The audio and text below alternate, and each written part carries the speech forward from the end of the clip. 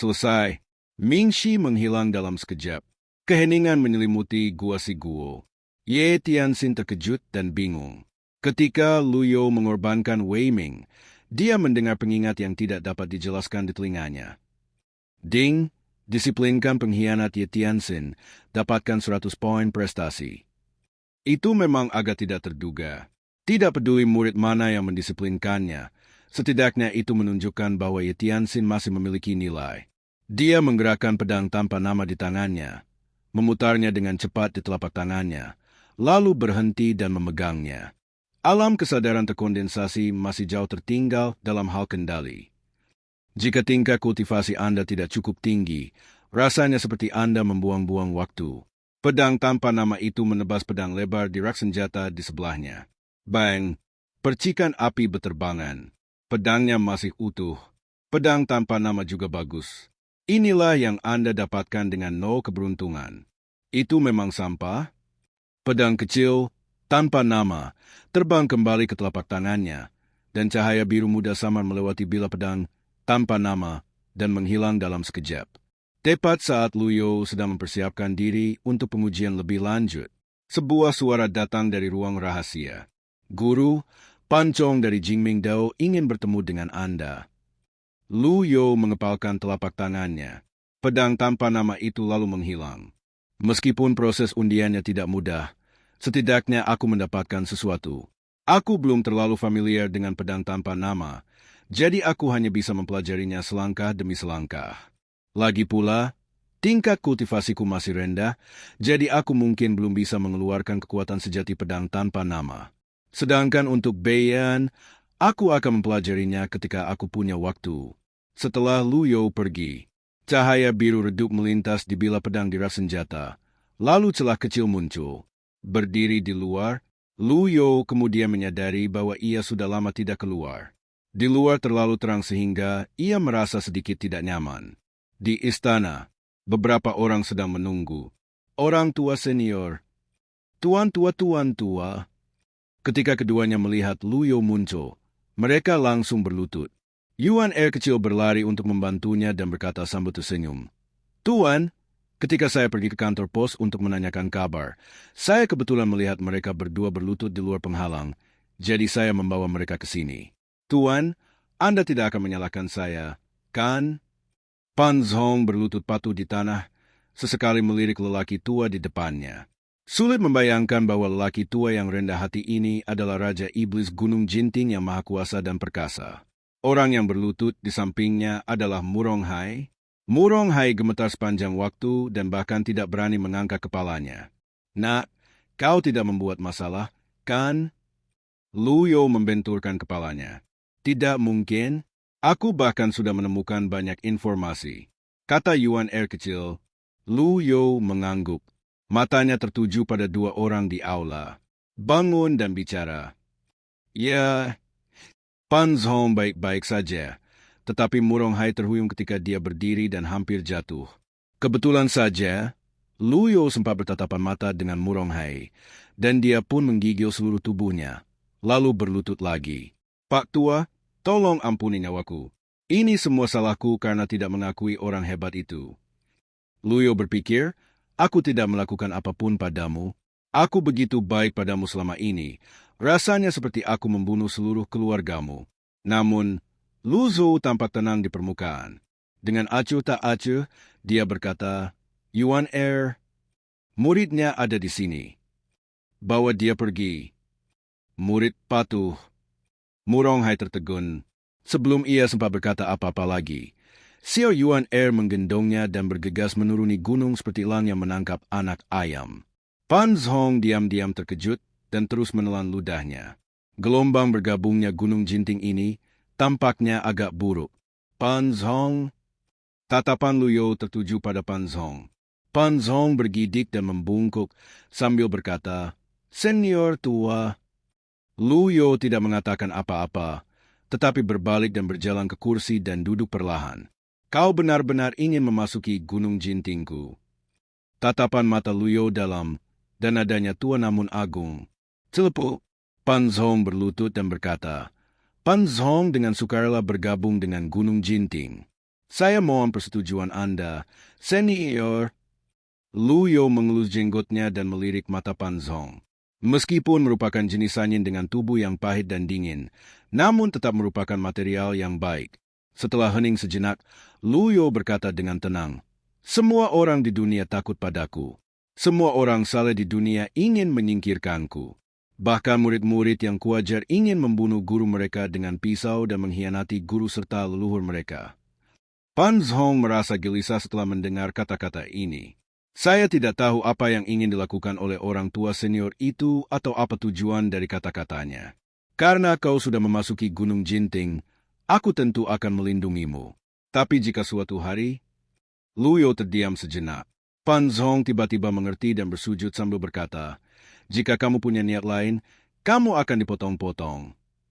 Loyalitas plus 10%. Bagus sekali.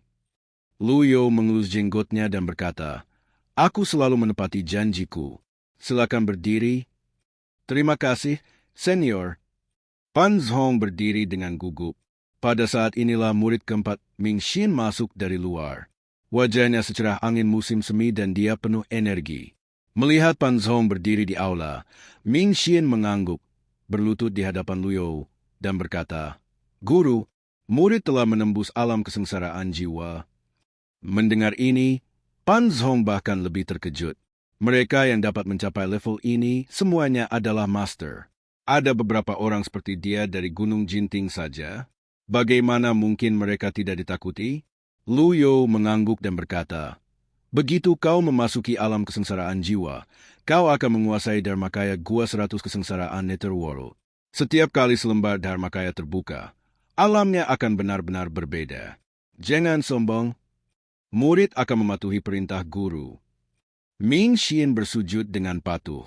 "Ding, disiplinkan Ming Xin dan dapatkan 100 poin prestasi." Pan Zhong tampak bingung. Bukankah konon iblis tua dari Gunung Jinting itu membunuh tanpa berkedip, pemarah, dan bahkan lebih kejam kepada murid-muridnya? Melihatnya hari ini, ia sama sekali tidak seperti rumor. Sebaliknya, ia merasa bahwa senior tua itu memiliki sikap seperti seorang tetua dan guru. Dibandingkan dengan orang-orang kuno dari Jiming Dao, jauh lebih baik. "Guru, ku dengar pengkhianat Ye Tianxin dipenjara di Gua Pertobatan di Gunung Belakang, jadi aku pergi memberinya pelajaran untuk melampiaskan amarahmu," kata Ming Xin.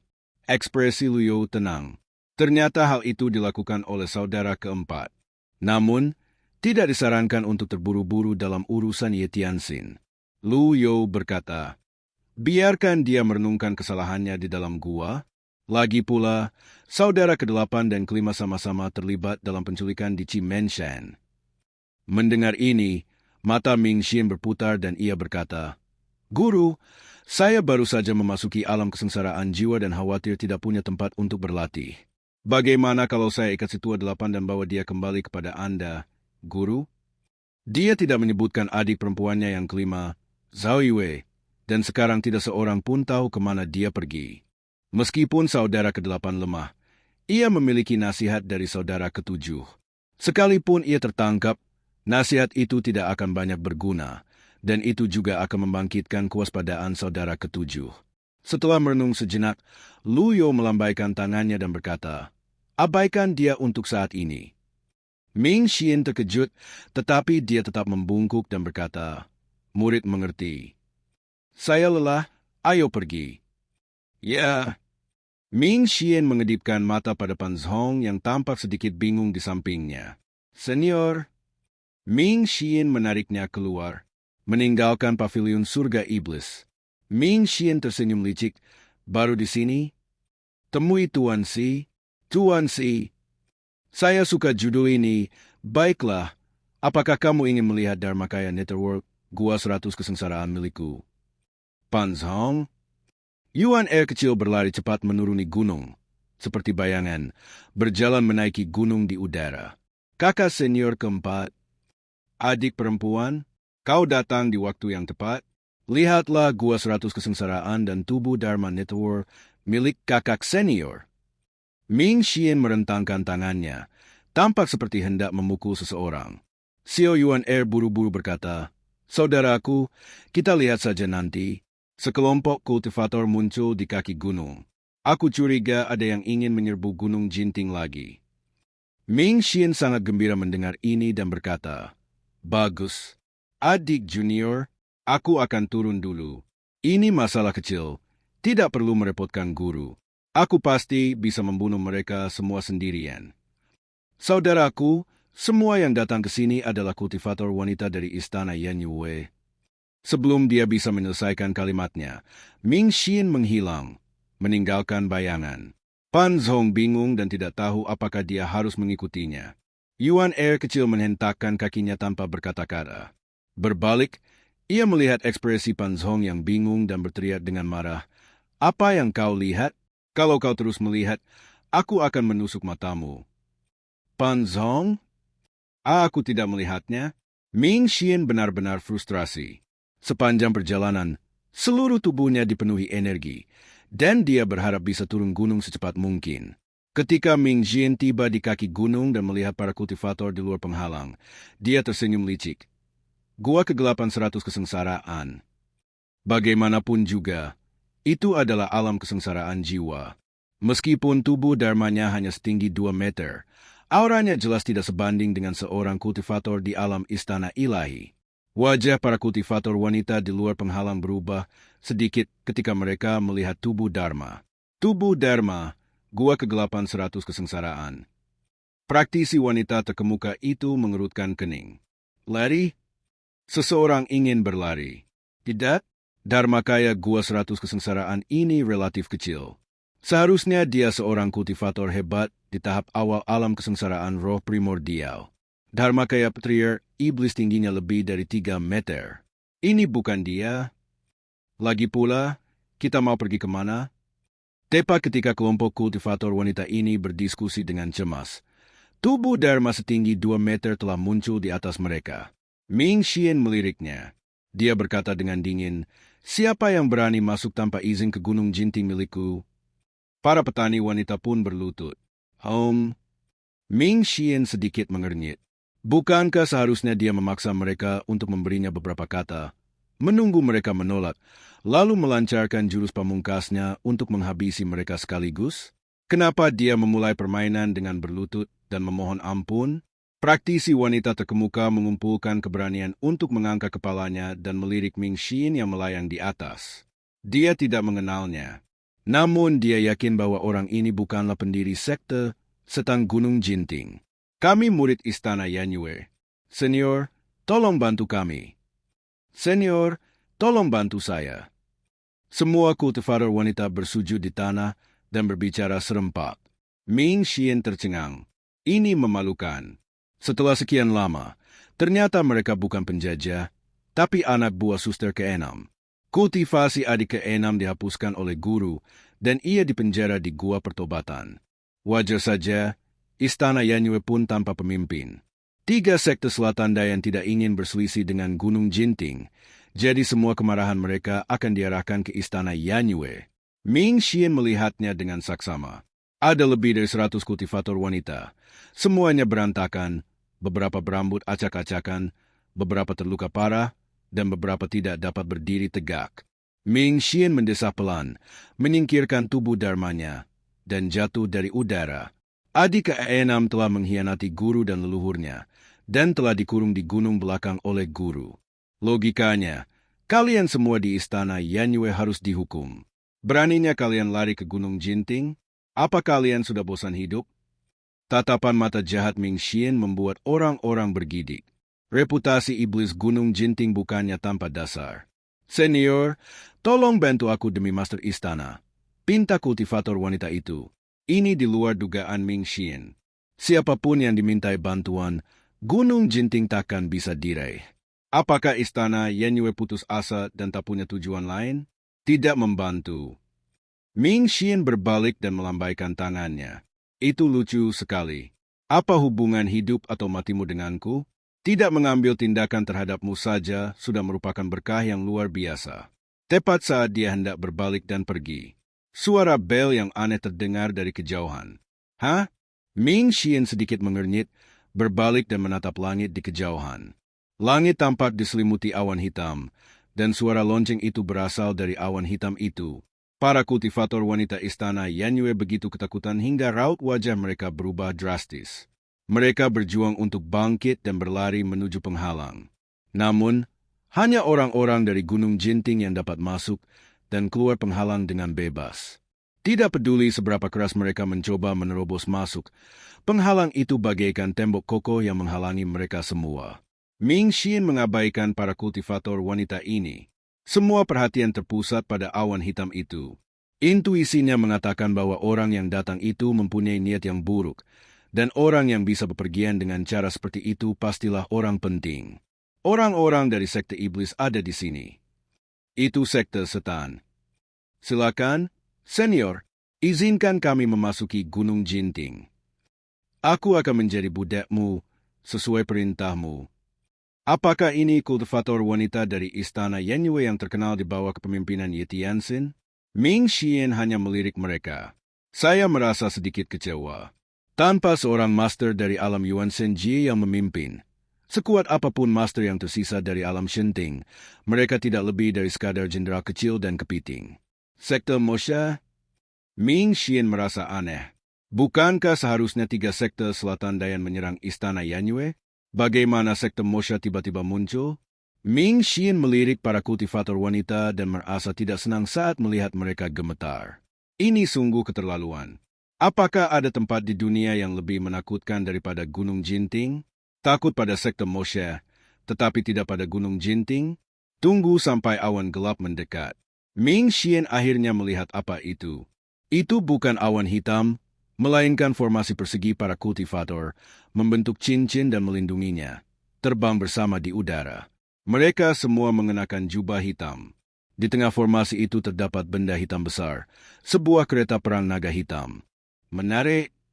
Ming Xian meletakkan tangannya di belakang punggungnya dan menunggu dengan tenang. 3 teratas dalam daftar hitam adalah Jitiandao, Yu Zhenghai, dan Zuo Xinchan. Peringkat daftar hitam didasarkan pada perbuatan jahat yang telah dilakukan praktisi dalam hidup mereka dan tidak mencerminkan tingkat kultivasi mereka. Namun, mereka yang sering masuk daftar hitam biasanya sangat maju dalam kultivasi atau licik dan penuh tipu daya. Orang yang menunggangi kereta naga hitam adalah orang ketiga dalam daftar hitam, Zuo Xinchan. Dia juga merupakan guru terbaik di bawah komando pemimpin sekte Moshe.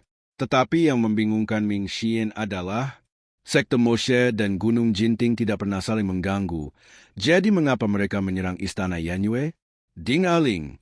Suara lonceng pada kereta naga hitam membuat orang merasa tidak nyaman. Akhirnya, kereta naga hitam berhenti sekitar 100 meter dari penghalang dan suara bel menghilang. Hanya mengambang di udara. Ming Xian tidak bergerak. Melihat postur lawan bicaranya, dia merasa sangat takut. Terjadi keheningan sejenak. Seorang kultivator di alam pengadilan ilahi terbang keluar dari kereta naga. Dia berhenti di tengah penerbangan, membungkuk, menaruh tangannya di depannya, dan membuat gerakan mengepalkan tangan. Sekte iblis tidak berniat menyinggung Gunung Jinting. Tuan keempat, bisakah Anda menyerahkan para kultivator wanita ini kepada sekte iblis?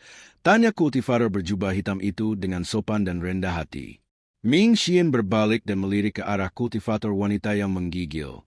Aku berpikir dalam hati, kalau aku berpakaian seperti ini nanti, aku akan terlihat lebih menakutkan. Kan? Kasual. Ming Xian berbalik dan melangkah ke penghalang. Terima kasih, Tuan For.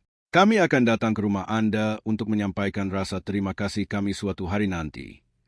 Kultivator berjubah hitam itu melambaikan tangannya.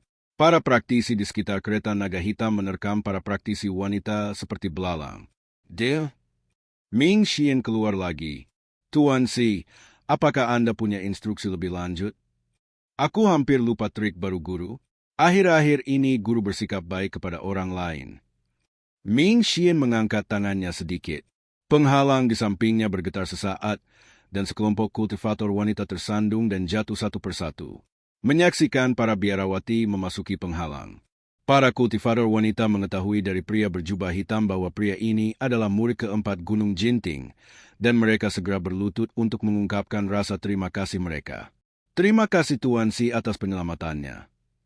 Terima kasih Tuan Si atas penyelamatannya. Kultivator berjubah hitam itu sedikit mengernyit. Kabur dari sarang serigala, lalu jatuh kembali ke mulut harimau.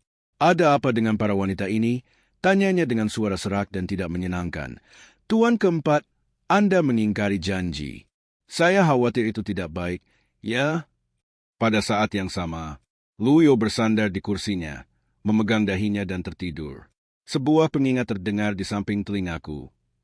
Ding, dapatkan 1.450 poin pahala dari ibadah saleh. Hadiah poin prestasi yang tiba-tiba ini membuat Luyo tercengang.